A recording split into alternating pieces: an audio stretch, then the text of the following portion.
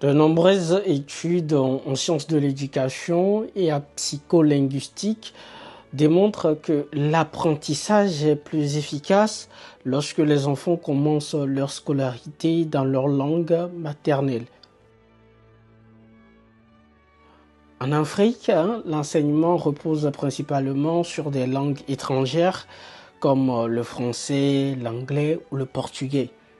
Alors ces langues ne sont pas toujours maîtrisées à la maison et cela crée une barrière cognitive qui entrave la compréhension et l'assimilation des connaissances. Aussi, selon l'UNESCO, les enfants bénéficiant d'une éducation en langue maternelle obtiennent de meilleurs résultats scolaires et développent une plus grande confiance en eux. Une étude du Center of Applied Linguistics a également révélé que les élèves des programmes bilingues affichent des performances supérieures en littérature et en mathématiques par rapport à ceux ayant débuté leur apprentissage directement en langue étrangère.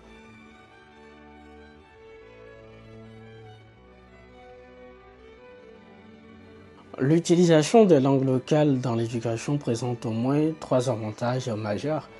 La liste n'est pas exhaustive, bien sûr. En premier point, je peux dire une meilleure assimilation des connaissances.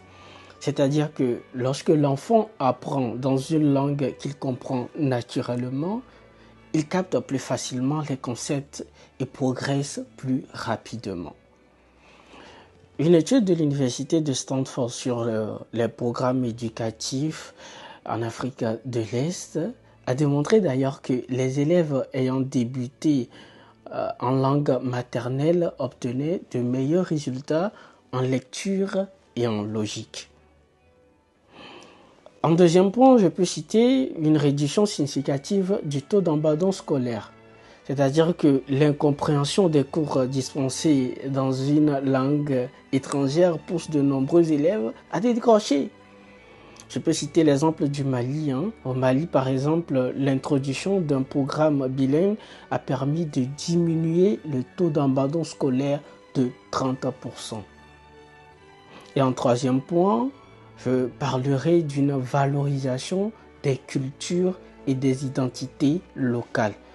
C'est-à-dire que l'enseignement en langue locale favorise une meilleure transmission des valeurs culturelles et historiques, renforçant ainsi le sentiment d'appartenance des élèves à leur communauté.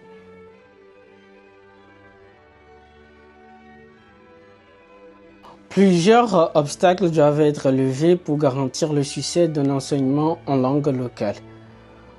Je dirais le manque de matériel pédagogique adapté, la nécessité de former des enseignants qualifiés, la perception négative des langues locales, c'est-à-dire que souvent les langues locales sont jugées moins prestigieuses par rapport au français ou à l'anglais.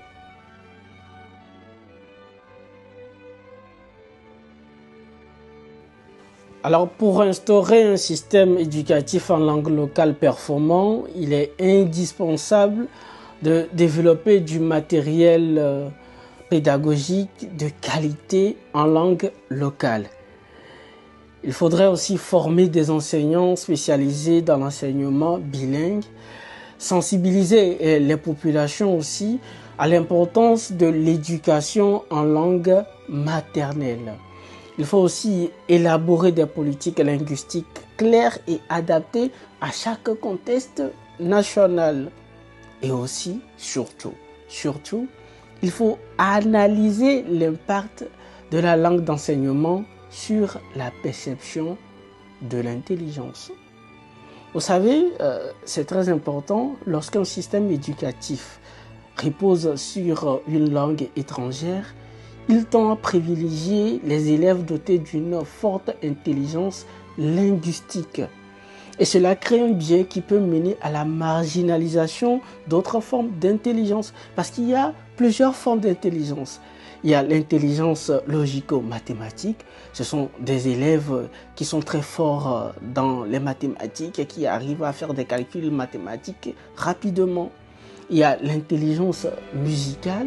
Ce sont des élèves qui sont très forts dans la manipulation des instruments de musique. Il y a aussi l'intelligence linguistique. Ce sont des gens qui arrivent à apprendre rapidement 2 ou 3 langues. Donc, dans un système éducatif où la langue étrangère est le principal vecteur d'apprentissage, ces formes d'intelligence que nous venons de citer sont ignorées.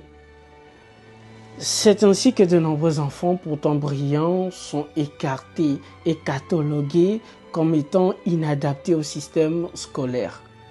C'est pourquoi il n'est pas rare de voir certains élèves abandonner leur scolarité et se tourner vers des formations techniques ou artisanales où il excelle.